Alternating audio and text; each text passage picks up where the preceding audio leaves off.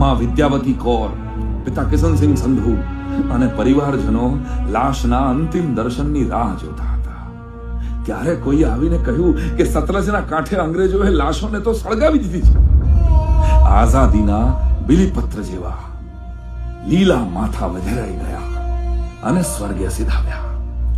સતલજના કાંઠે 23 માર્ચના રોજ આ ત્રણેયના શરીરને અંગ્રેજોએ બાળ્યા, પણ આપણા હૃદયમાં તેની સ્મૃતિઓ ન બાળી શક્યા.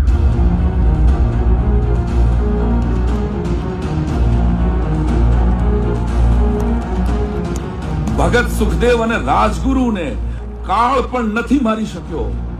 આજ 94 વર્ષ પછી તેના નામ પર એકઠી થયેલી આટલી જનમેદની જ એનો પુરાવો છે. ક્રાંતિવીરો ભલે વીર ગતિને પામ્યા, પરંતુ તેમણે માથા દઈને પ્રગટાવેલી આ ક્રાંતિ